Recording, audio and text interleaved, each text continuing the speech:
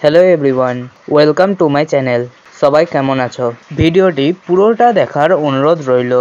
Canvas painting ব্যাপারটা আমরা সবাই জানি। আমি কোনো ক্যানভাস পেন্টিং করার আগে কিভাবে প্রসেসিং করে নিই সেটিও দেখাচ্ছি। ক্যানভাসটিকে প্রথমে ভালো করে প্রাইম করে নিতে হয়, তারপর রোদে শুকিয়ে নিতে হয় ভালো করে, আবার প্রাইম না করলেও চলবে। আমি যেই পেন্টিংটি করছি সেটি হলো যামিনী রায় আর্ট ফর্মে।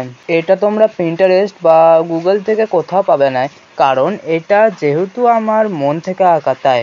এটা কিন্তু ক্যানভাস ফ্রেমে আঁকা নয়, এটা হলো ক্যানভাস বোর্ডে আঁকা। তোমরা ক্যানভাস ফ্রেমেও করতে পারো। আর কালার ইউজ করেছি অ্যাক্রেলিক ক্যামেল ব্র্যান্ডের। যামিনী রায়ের আঁকাগুলো কেন এত ভালো লাগে আমার, সেটা তোমরা জানতে পারবে ভিডিওর মাঝখানেই। আচ্ছা, তোমাদের প্রশ্ন থাকতে পারে এই দেবীর নাম কি?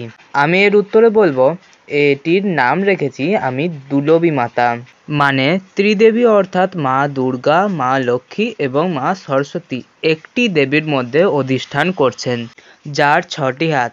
ডান দিকের হাতগুলিতে বীণা, খড়গ এবং পদ্ম, আর বাম দিকের হাতগুলিতে গাছকৌটো, বেদ এবং ত্রিশূল। আর পিছনে যেটি দেয়ালের মতো রয়েছে সেটিকে কি বলে কমেন্টে জানিও। মায়ের অলংকারগুলিতে গোল্ডেন কালার দিয়েছি। চলো এবারে আসি কেন এই পেন্টিংগুলো এত ভালো লাগে আমার। যামিনী রায় একটা গোপন তথ্য রেখে গেছেন তার আঁকাগুলোর মধ্যে। কালো বর্ডারের সাথে একটা লাল বা বাদামি রঙের বর্ডারও দিতেন, যাতে ছবিটা আরও ফুটে ওঠে। আর একটা ব্যাপার হচ্ছে, এই আঁকাগুলো খুবই নিখুঁত লাগে। এই কালো স্ট্রোকগুলো ঠিকঠাক ভাবে দিতে পারলে তবেই এর ভ্যালুটা বাড়বে। আর চেষ্টা করতে হবে যাতে একবারেই যেন দিয়ে দেওয়া যায় এই স্ট্রোকগুলো। থেমে থেমে আটকে না দেওয়াটাই ভালো, কারণ থেমে থেমে আটকে দিলে কেমন একটা এবড়ো খেবড়ো লাগে জিনিসটা।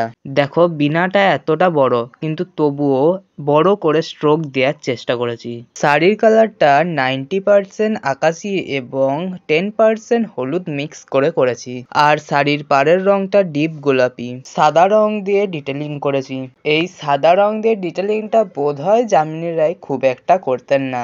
এটার ফুল স্কেচ ভিডিওর প্রথমেই দেখানো আছে, তোমরা স্ক্রিনশট করে নিতে পারো। আর একটা জিনিস লক্ষ্য করেছো, কালো স্ট্রোক গুলো যেমন ভাবে দিয়েছিলাম তেমন ভাবেই কিন্তু সাদা স্ট্রোক গুলো আমি দিয়ে দিচ্ছি। এরপর শাড়ির পাড়ে, বিনাতে আরও অন্যান্য জায়গায় কলকা ডিজাইন করেছি। তোমরা ফুল ছবিটা দেখলেই বুঝতে পারবে। এবং শাড়ির পুরো অংশটিতে ছোট ছোট মোটিভে একটু করে ডিজাইন করে দিয়েছি সাদা কালার দিয়ে। আর তার সাথে পুরো ছবিটার যে বর্ডারটা ছিল বেগুনি রঙের, সেইটাতেও কলকা ডিজাইন করেছি। আর যদি কিছু জিজ্ঞাসা করার থাকে তাহলে কমেন্টে লিখে জানিও, আমি সবার কমেন্টে অ্যান্সার দেবো। এটা কেমন লাগলো জানিও, আর অবশ্যই একটা লাইক করে দেবে, কারণ তোমাদের একটা লাইক আমাকে অ্যাপ্রিসিয়েট করে আরও এরকম ভিডিও করার জন্য।